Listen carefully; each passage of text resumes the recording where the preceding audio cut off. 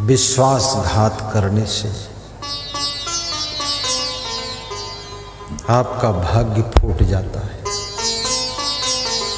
ईमानदारी, वफादारी, जिम्मेदारी आपके भाग्य को सुंदर बनाती है। इसलिए ईमानदारी भी रखना।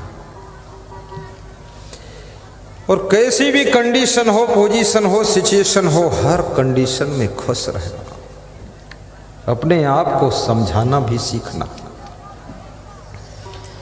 एक कर्मचारी किसी सेठ के यहां काम कर रहा था। बड़ी मीठी कथा है, ध्यान से सुनना। वो कर्मचारी 3 दिन नहीं आया काम पर, अचानक छुट्टी लगा दी। मालिक से कहा भी नहीं और आया भी नहीं। मालिक थोड़ा नाराज हुआ, लेकिन फिर मालिक ने सोचा नौकर अच्छा है, नाराज नहीं होना चाहिए, हो सकता है वेतन कम हो इसलिए नहीं आया है। चौथे दिन आया तो मालिक ने कहा, भाई क्या वेतन कम लग रहा आपको, बीच में कैसे गायब कर दिया? बोले नहीं नहीं सब ठीक है। तो मालिक ने वेतन बढ़ा दिया। 10,000 महीने था तो 12,000 महीने कर दिया। 1 महीना बीता, उस नौकर ने फिर अपने मन से नहीं आया। 15 दिन तक नहीं आया तो मालिक को बड़ा गुस्सा आया कि बताया भी नहीं, आया भी नहीं, सारा काम बिगड़ रहा है। वेतन भी बढ़ा दिया, फिर भी इसकी आदत वही है। 15 दिन के बाद आया तो मालिक गुस्सा में बोला कि अब तुम्हारा वेतन 10,000 ही रहेगा। 10 से 12,000 कर दिया, दिमाग तुम्हारा सुधरते नहीं, ये 15 दिन की छुट्टी मार दी अपने। तो हंसने लगा वो नौकर, बोला कोई बात नहीं, ठीक है। तो शाम को मालिक ने बुलाया कि इधर आओ, तू पहले 3 दिन की छुट्टी मारा तो मैं सोचा कि वेतन कम होगा इसलिए तू नहीं आ रहा, तो 2,000 बढ़ा दिया महीना, 10 से 12,000 कर दिया। लेकिन फिर तूने 15 दिन की छुट्टी मार दी तो मैंने 2,000 घटा दिया, 10 ही रखा। लेकिन जब बढ़ाया तो तुझे कोई खुशी ज़्यादा नहीं हुई, और जब घटाया तब तुझे कोई दुख नहीं हुआ। तो दोनों परिस्थितियों में तू हंस रहा था, बात क्या है ये तो बताते। बोले जब पहले मैं 3 दिन नहीं आया था तो मेरे बेटे का जन्म हुआ था, इसलिए मैं उस व्यवस्था में लग गया था, नहीं आया था। और जब आया तो 2,000 वेतन आपने बढ़ा दिया, तो मेरा नहीं बढ़ा था और मेरे घर में एक सदस्य बढ़ गया था, उसके हिस्से का 2,000 रुपये बढ़ गया था। तो मुझे ज़्यादा खुशी नहीं थी क्योंकि उसके हिस्से का बढ़ा था। और जब 1 महीने बाद में 15 दिन नहीं आया, तो क्यों नहीं आया? मेरी माँ मर गई थी। और तुमने फिर जब आया 15 दिन बाद 2,000 वेतन घटा दिया, तो मुझे दुख नहीं हुआ क्योंकि मेरे घर में एक सदस्य घट गया था, तो उसके हिस्से का घट गया, तो मुझे फर्क नहीं पड़ा। ऐसी सोच, इसलिए कहते जिसके पास में विवेक है वो हमेशा खुश रहता है।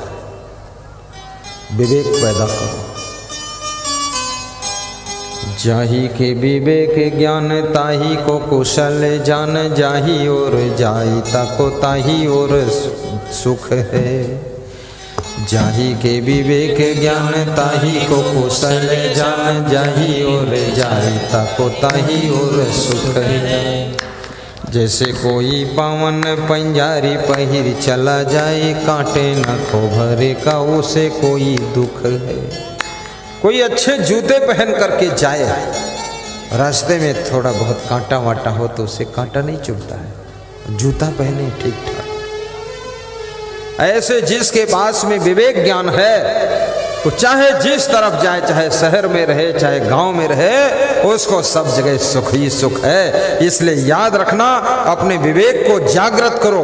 बुद्धिमान आदमी दुखी हो सकता है, लेकिन विवेकवान आदमी हर परिस्थिति में अपने आप को दुख से बचाना जानता है।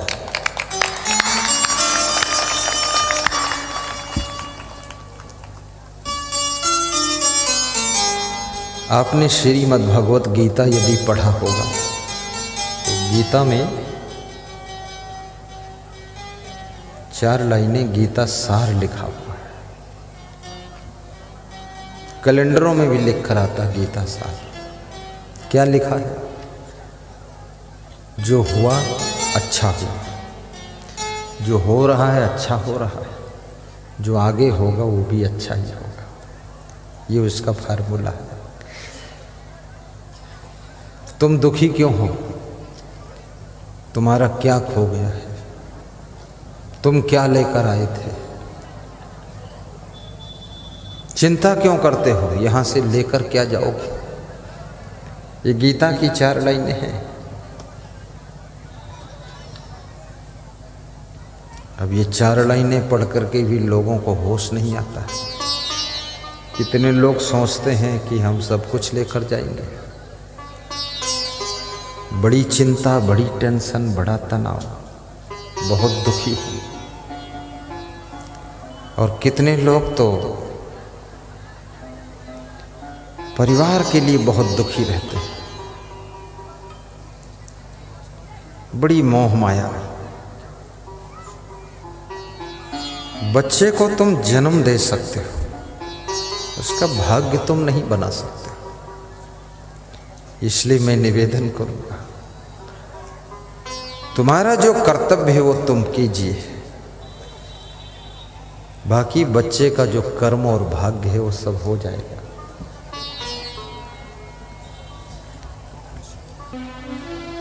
किसी की बराबरी मत करो, आप अपनी चाल में चलो, प्रसन्न रहो। धन्य है जीवन आपका, बहुत सुखी हो आप, कोई दुख नहीं, मंगलमय है। जो मिला है बहुत है, जो जरूरत है वो भी मिल जाएगा, और जो आपका खो गया है तुम हल्के हो गए, अच्छा हुआ, खो गए, जाने दो।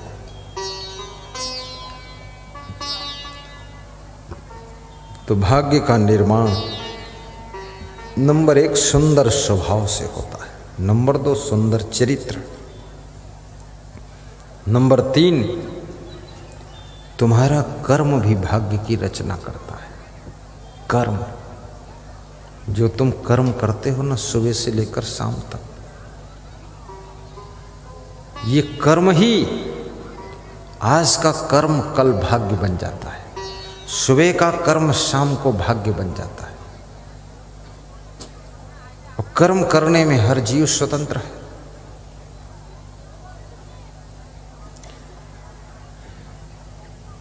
तुम कितना ज्योतिषी को अपनी रेखा दिखा दो, उससे कोई भाग्य सुधरने वाला नहीं है। तुम अपने अच्छे कर्मों से अपनी रेखाओं को बदल सकते हो, अपने भाग्य को बदल सकते हो। कर्म बिगड़ता है तो भाग्य बिगड़ता है, कर्म सुधरता है तो भाग्य सुधरता है। इसलिए कर्म पर ध्यान दीजिए।